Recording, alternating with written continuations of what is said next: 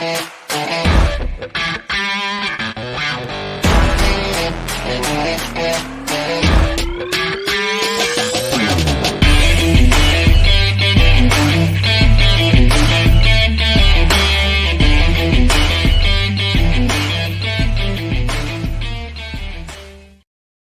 friends, welcome back to Live at the Roxy on this Wednesday, December 29th. Holy shit. We have December 30th and we have December 31st. And then we have no more 2021. How nuts. I mean, you want to get nuts? Let's get nuts. That's fucking nuts. I can't believe this year is about to be done. And we have so much to talk about before the year goes away. Of course, I stayed up last night to watch the first episode of the book of Boba Fett.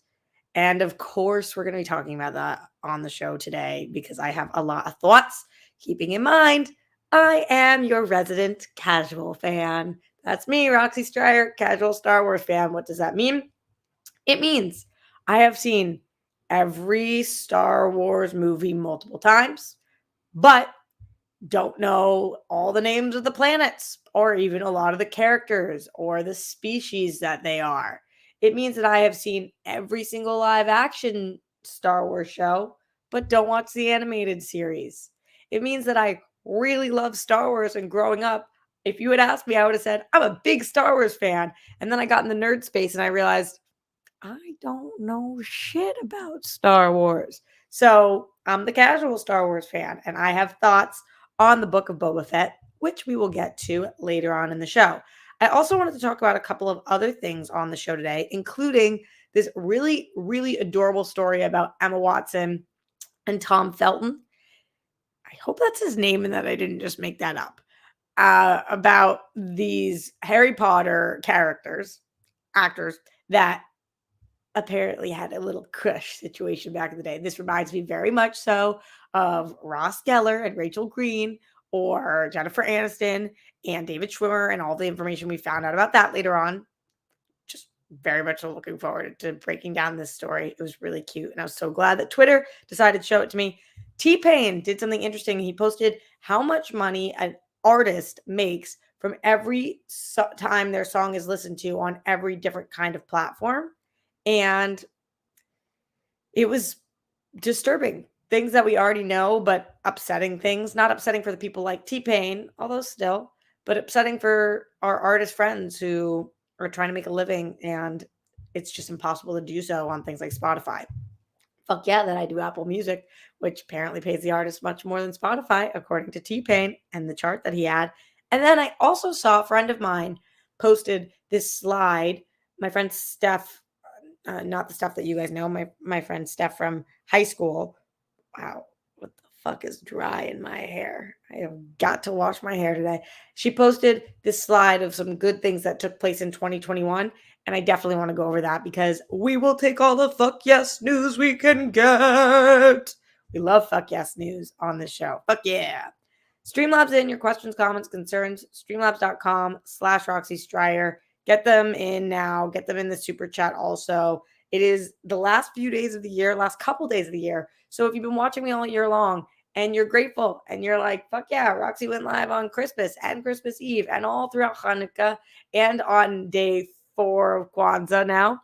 Is that what day we're on, Glenn? You keep me track. You keep track of the days of Kwanzaa for me. I think the 4 is 26, 27, 28, 29. Yep. Day 4 Kwanzaa. And on Thanksgiving. And when she was home with her family. And on Valentine's Day. And on New Year's. She doesn't let us be alone. If you're appreciative of that and you've been watching me all year, then send in that support, streamlabs.com/Roxy Stryer, or just let me know in the chat if you cannot give support in the Streamlabs that you are here to stay and you are supportive, because I appreciate that mucho.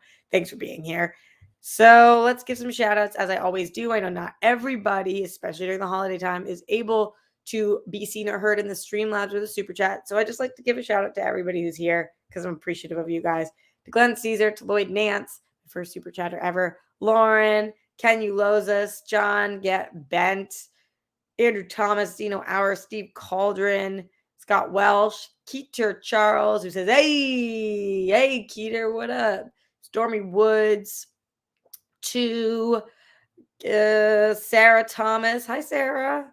To Third Turd, and to Bruce Banner, to Jeremy Miller, and to Craig Dean, to all of the people. All of the people. So much love to you guys. Thanks for being here. Appreciate it. Let's start the Streamlabs and then let's move it on up to the east side. Let's just move forward. I sing a lot. If you came here for Boba Fett, don't worry, I'll get to it, but there will be a lot of singing before that. In the Streamlabs, let's see what's going on today. We have Glenn Caesar who says, hello, good day to Roxy, sending well wishes, and thank you for hanging out. Happy 4th day of Kwanzaa. Yes, to all those who are celebrating. Today's word is ujama, meaning corporative economics.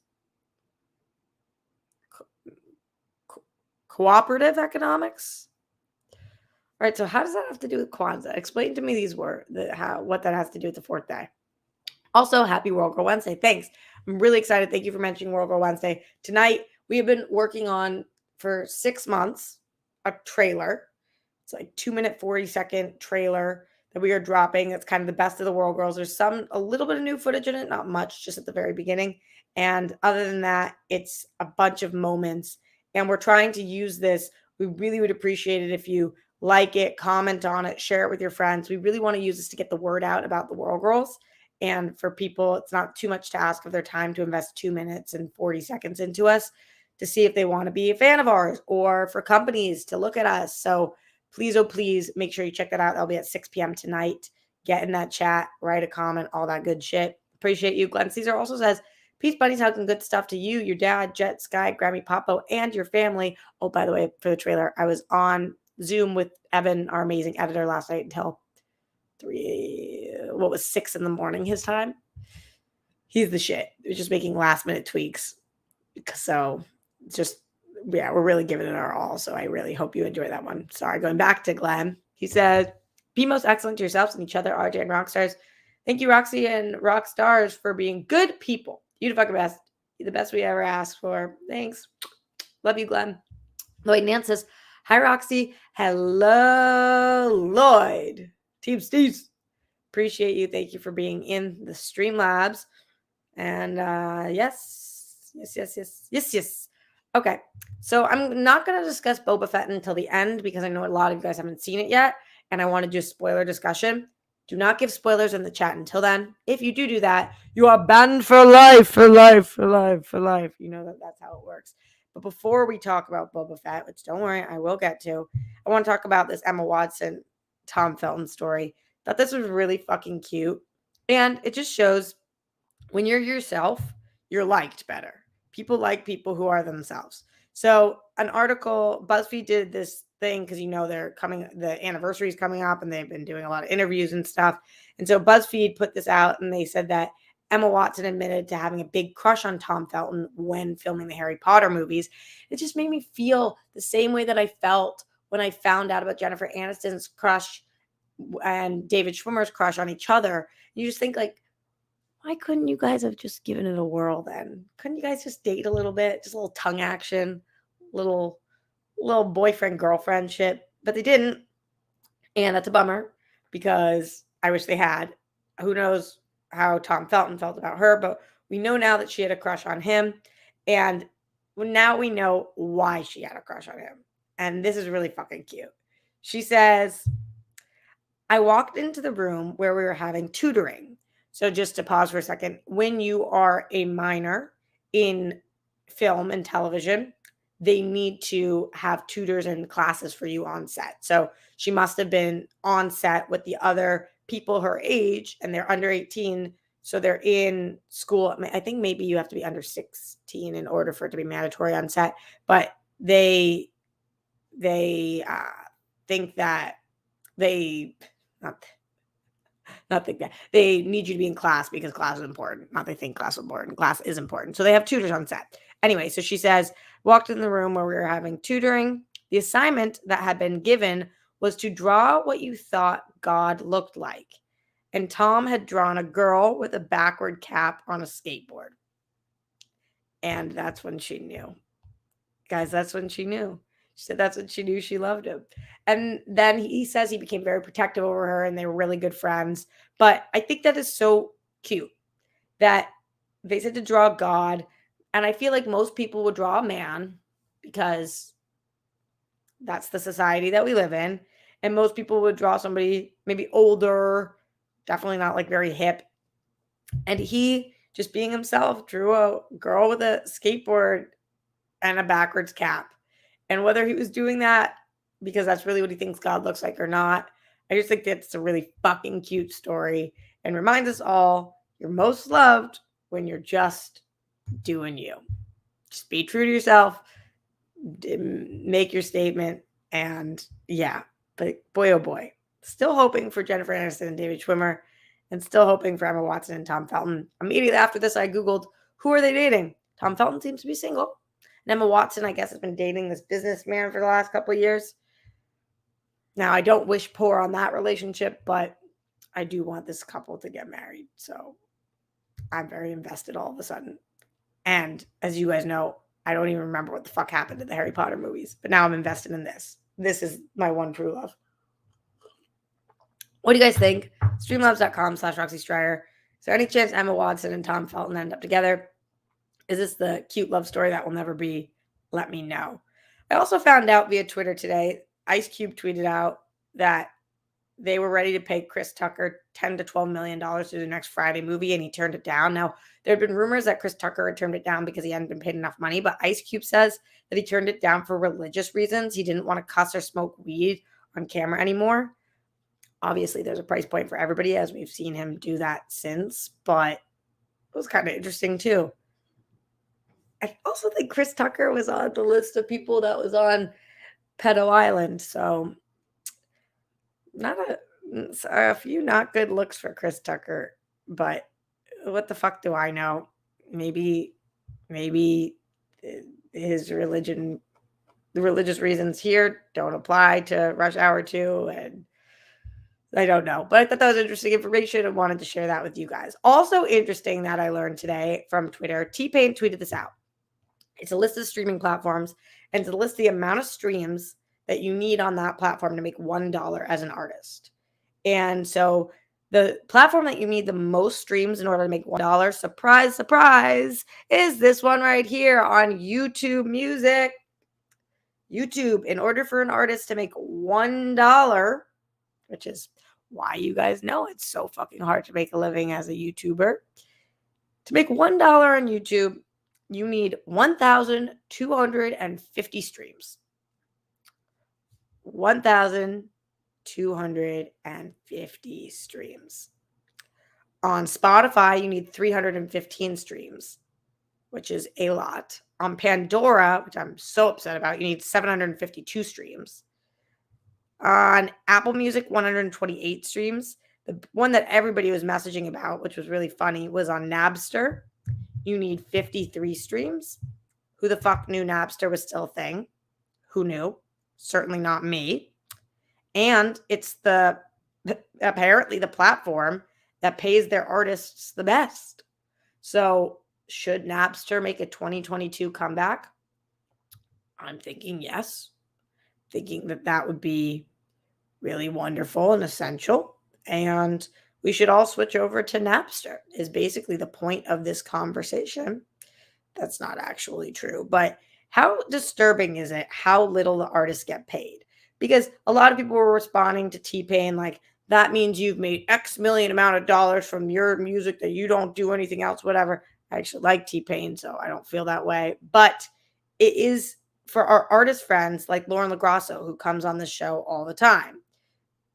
I feel for them because in order to make money from your independent music, you have to have millions of streams. And that feels very daunting, overwhelming. And like, unless you are a massive, massive star, there's no way you're going to be able to survive or thrive in any capacity being a musician unless you fucking hit it huge.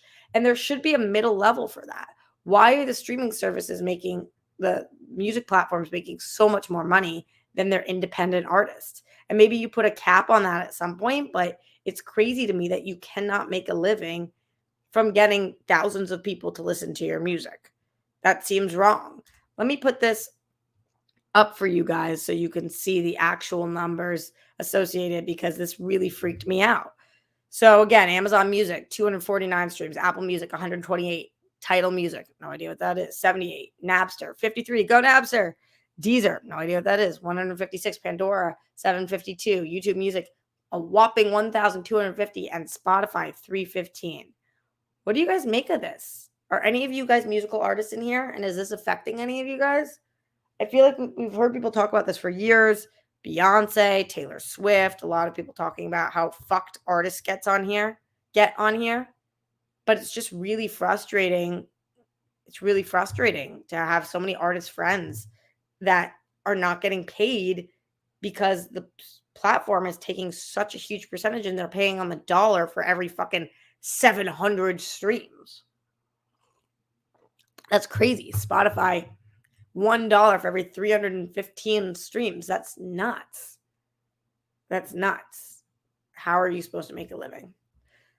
So just a little some information that I'm learning, always sharing with you guys. Always want y'all to know everything I know, because I've always appreciated when you guys let me know everything you know. Let's go back into the Streamlabs. Let's see what y'all talking about. We will, of course, get to the Book of Boba Fett premiere.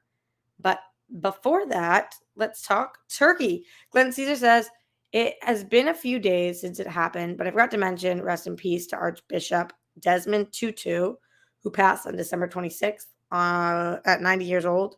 Much respect to him for being an anti-apartheid leader, including his work with Nelson Mandela and more. Thanks for saying that. I thought you were going to say, when I saw rest in peace to Madden. Gosh, all the people posting about that and the amount of lives he affected. Fucking crazy. But thank you, Glenn, for sharing that. Ryan Payne says, each principle for Kwanzaa has special meaning. For example, Ujamaa cooperative economics is meant to promote cooperation and sharing of resources and profits amongst businesses in the community as a means to empower togetherness in the Black community. Oh, that's really cool. Thank you for sharing, Ryan Payne. I like learning about Kwanzaa.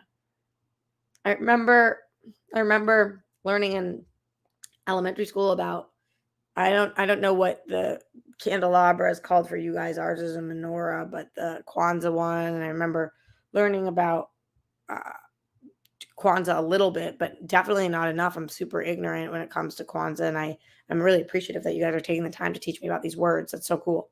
Glenn Caesar says, Roxy, I believe cooperative economics in regards to something like Kwanzaa means supporting one another and to build Black-owned and run businesses that benefit the whole community. For example, the Shop Black, Buy Black movement in today's world. Cool. Thanks, Glenn. Yay, Glenn. Yay, Ryan. Teaching Roxy all things. Yay, Glenn. Yay, Ryan. Teaching Roxy all things.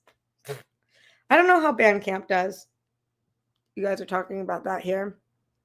I don't know. There's more platforms, of course, than the ones that were just shared there. I used to buy every song on iTunes. That doesn't even work anymore or exist anymore. Streamlabs in. Your questions, comments, concerns, super chat in. We are getting out of here after the Boba Fett review. But before we get to Boba Fett, another couple things I wanted to share with you guys. Based on this slide, news that didn't suck in 2021. I didn't know this, and so I just wanted to share that I just saw this. LA became a no-kill city, the largest in the county to protect shelter animals. That's fucking cool. I didn't know we had done that. And apparently this year, LA and the animal shelters became a no-kill city so that we can't kill the animals and we have to protect them in their shelters. That's fuck yeah news. Fuck yeah. Also, this is something we did talk about on the show, but it was a good reminder that the UK abolished the tampon tax on menstrual products. This was it's outrageous that there is a tax on menstrual products. It's fucking ridiculous. And I'm grateful that the UK abolished the tampon tax. We need them. So that's very nice to abolish it. NASA's Perseverance landed on Mars Really fucking cool. The rover will spend at least 2 years on the red planet looking for evidence of past life. It could bring samples back to Earth. The more we know about space, the better we are. Very cool. The U.S. pledged to slash greenhouse emissions. The goal is to cut emissions by 50% by 2030, which is extremely important, as we know. So some good things, just some good things to go out on this 2021 year, this year that was full of a lot of shit news. I was really happy to look at some of these things and be like, oh yeah, we did do that. That's a good one. That's definitely a good one. Share what you guys think are random good things that happened this year. Streamlabs.com, super chat in. What were the positive things that took place this year that made this year not an utter piece of shit?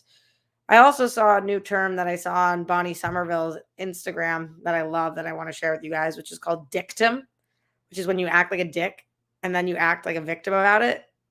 I didn't know that was a term, but I'm going to use the fuck out of that. So many people in LA are dictums, and I'm sick and tired of them. Dictum, dictum, dictum. So we're going to implement that word on this show. Hi, Omar Gamer. Guys, everybody send bunnies for Omar. Omar is new. Happy to have you here, my friend. You found the show just in time. In time for what? We don't know. We'll figure it out together. Send in your good news, things that happened this year that made it okay. Send in people you think are dictums. Big dicks. And then act like victims. Everybody send in bunnies. Yes. Love to see it. All right. We are going to talk about Boba Fett soon. So get in any last minute things before we get there, because I know some of you guys didn't see it yet. So I don't want to launch into full-blown Boba Fett spoilers until we got everything else out. Glenn Caesar says, may you imagine lots of golden sparkles of love flowing into you, especially your chest and throat as you breathe in. It's too hard still. Yucky energy. He says, I hope you remember to say to yourself, I'm kind, I'm caring, and fully unique. I'm worthy. My story is important, deserves to be seen and heard. Being kind, caring, and fully unique makes both you and I humane, worthy, and a cozy fire to be near. Sips tea after reading. We are cozy fires, Glenn. Bunch of cozy fires here at the Live at the Roxy community. Shout out to, did anyone watch Boba Fett, says Omar? Yes, and we're going to talk about that shortly. Hi, Haunted Autumn. Hi, new friends. Hi, old friends. Hi, all friends. All right, he says breathe out yucky energy, not in. Good point. Should we talk a little Boba Fett? Peace out to anybody who hasn't seen it. I will see you guys tomorrow live at the Roxy. Goodbye to all of my non-watching Boba Fett friends. Or if you didn't watch it, but you're not planning on watching it, you could stick around too. Let's get into Boba Fett. We're getting into full-blown spoilers in 5, 4, 3, 2, 1. Boba Fett premiered last night. They dropped their first episode, and they only dropped one episode. I was a little nervous about this because they didn't give the critics any episodes before. Not that I consider myself a critic, but I am usually gifted the Disney Plus things. But Marvel tends to, Star Wars tends not, sometimes does, sometimes doesn't. So I was a little nervous. Also, they only aired one episode, and typically we get a couple of episodes of the Disney Plus shows. So I would have liked it to be a little chunkier, as Steph said to me after. She thought 2 episodes would have been better. I thought 2 or 3 would have been better too, because I think there are 9 episodes. So maybe 2 would have been the perfect amount. In general, overall, I thought that it was solid. That was a really solid premiere. I liked it. I thought that it was good. I wasn't blown away. I didn't think it was anything to write home about. I think that it one of the reasons why I'm struggling with it is because the most recent season of Mandalorian was so fucking good. And to me, this is a continuation of that story. While it is not, it is its own thing. I was just really looking forward to having a knockout, drag out, blow me out of the water, crazy ass fucking episode. And instead, it was just solid. It definitely checked the boxes and was very entertaining, but it was not the bee's knees. And that's the expression I'm going to use. I'm sticking to it. So I liked it. I did not love it. I liked it. I like what it's setting up though, and I think that this series has potential to be really great. So let's break it down a little more. You see Boba in this tank, and we've seen Luke in a similar water tank before, but Boba looks a lot more relaxed. This is how clearly he's like losing a lot of his scarring. And I was just thinking, all right, what's happening here? Where are we? What are we doing? Why is he in this tank? And then we start to see all the flashbacks. And what's cool about the format of this show, what this first episode showed us, is that this is called the Book of Boba Fett. It's obviously a TV show, but it's called the Book of Boba Fett.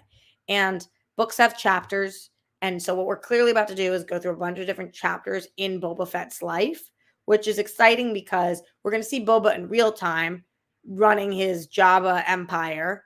And then we're going to see all these chapters in Boba's life that led him to this point. And I think that's a really cool premise. And I like the way they incorporated it. And I'm a big fan of flashbacks and the use of flashbacks in fantasy and sci-fi and TV in general, because TV gives you room to breathe. It's not like a movie where we don't have time to flashback. This gives us time to figure out who we are. It's almost like a big long therapy session. Like, here's where I am now. Here's how I got here. Does all this make sense? So I think that that's cool. And I like that we kept going back and forth so that we still also see what's going on currently. Is there anything cooler than watching Boba Fett come out of the sand in his armor? I don't think so. His armor covered in sand, I was like, that was like such a fist pump. It's like, how did he do this? We've been wondering. And then you see it, and it's fucking even cooler than you could have imagined. And I loved it. I love that moment. I love that shot. And you just are like, holy Boba Fett. Holy Boba Fett covered in sand. We now know how he lost his armor. We know how he survived. That moment of him being dragged through. I was watching Heavy Spoilers, and Heavy Spoilers was talking about how it reminded him of The Good, the Bad, the Ugly. And I thought that was so funny because it reminded me of the exact same thing as you're watching him get dragged by the sand people, the Tusken Raiders, through the desert. And there's sand going everywhere. And he's just so tired and thirsty. And it had major Western vibes, this episode in general. We had a lot of sand this year, by the way, between Eternals and Dune and this. There's a lot of sand going on, a lot of sand visuals, and they look fucking sick. I also love Westerns, and this is kind of like a Western mixed with a mob thing because it feels like Sopranos meets Dune. It meets The Good, the Bad, the Ugly. And that's cool. Sign me the fuck up for that. So I liked watching that. Then when we flash forward again, I like seeing him getting dressed by the droids. Really cool. He's obviously made it successful. Is this crime boss? Is the Tony Soprano of this show, or the Godfather of this show? Except he's got a code. He's not a living piece of shit. So that was wild to see. The people coming in to pay their respects. All that worked for me. I marked down that I really wanted to mention about Max Rebo still jamming. Love to see it. Love to see it. Doesn't really matter, but I liked Garza, the new. I don't think we've seen her before. Maybe we have, but I don't remember her. Showing kind of things have changed. Another thing that I was listening to on Heavy Spoilers, I was like, that's a good point. Is that the Twi'lek in Boba Fett's, in Jabba's time were slaves and tied up, and now she clearly has some status here. So times have changed, and we see that too with the droids being able to be in the cantinas, and we're showing progress in Star Wars time. That's really cool. In general, Boba Fett is so great as a character in this that it really does carry us through, and I really like his ability to listen to situations and choose respect instead of fear, unlike Jabba. So I like that he keeps those two dudes alive. I like that ends up paying off for him as they save him. I like that Fennec gives her own thoughts, but also really listens to him. The Fennec running on the rooftop really worked for me. That was cool. That had a lot Aladdin vibes. And then when we flash back, the digging for water, the killing of that fucking creature, all of that, I was like, yep, check all the boxes. Yep, this is working. Yep, really like this. Fett, you kill that creature, get accepted by the people, you drink your water. And that's how I felt. I felt that they did a really solid job here. Fennec's such a great character. Boba Fett is obviously an amazing character. I like the introduction of most of the new characters. I have some questions about the mayor, and I watched Christian Harloff talk, and he was saying the same thing. And I was like, yeah, I don't know how I feel about that character, but we will see. And I liked spending more time with the Sand People. So I'm looking forward to this. I think the format of the show is going to be pretty clear. We're going to be doing flashbacks and going through the chapters of his life in his book while also watching him in this new crime scene. Or crime ring. I like that it's called Stranger in a Strange Land because I think that title had dual meaning. He's a stranger in a strange land in terms of he's new to being the boss of this Jabba the Hutt empire. And so he's a stranger to this and strange land for him. And then we're also going back to a time in which he was trying to prove himself to the Sand People. He had lost all his armor. He almost fucking died several times. And he's a stranger in that land too. So he's a stranger in a strange land no matter where he is. And that's very Boba Fett's character, never fully fitting in wherever it is that he goes and now having to try to make it work in the past and in the present. So totally solid, really good. Don't have many complaints about this except for the fact that it was slightly lackluster. But that's not too bad for a pilot. It gave us the information. It gives us a setup. And I'm excited about this. How are you guys feeling? Streamlabs.com/Roxy Strider. Did you like the premiere episode of Boba Fett? Did you not? Did you love it? Did you hate it? Are you somewhere in between? Della Comment says, Book of Meh. Am I right? Huh? Yes, I paid money to make Roxy read that stupid joke. So Della Comment, did you think it was meh also? I didn't think it was meh. I thought it was definitely better than meh. It just was not, it was not awe. It was not wow. It was not crazy. Oh, Della Comment says Stranger Strangeland is also a fantastic Leon Russell song. I hear it's also a book. So there's probably a lot more layers to that your girl who doesn't read much probably did not pick up on. Ain't that the truth?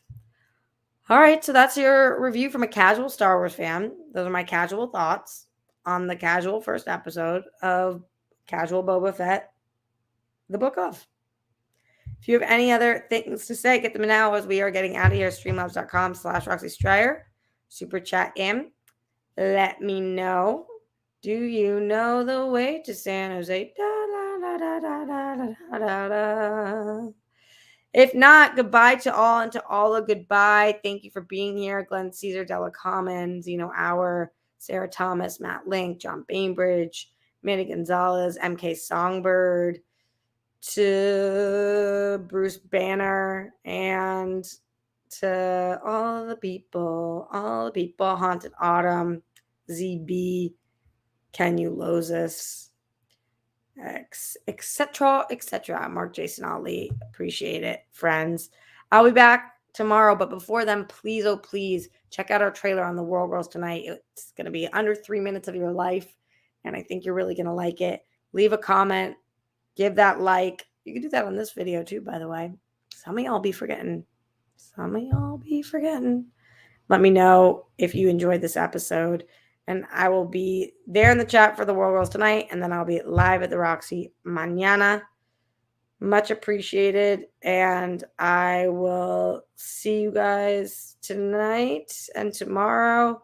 Tonight won't be just any night. Stay safe, stay sane. Put out the toilet seat and lid. We don't want those perflumes. Don't tremble the Holocaust. Make your bed. Brett Miles, Jonathan, arrest the cops who killed Breonna Taylor. And I can't wait for you guys to see this trailer. Oh, one more thing from Glenn Caesar says, Roxy, there's only 7 episodes. Oh, I thought it was 9. So I understand 1 episode this week. I still think 2 would have been better. I still wanted more than 39 minutes. Too short for me, LOL. And just so you know, the breaking news, Ghislaine Maxwell guilty on 5 of 6 counts. Perhaps tomorrow we'll talk about it. That is good news. Which count is she not guilty on? I gotta look into this. You guys know I'm very invested in the Ghislaine Maxwell case. Oh boy. All right. Stay safe, stay sane. I'll see you later.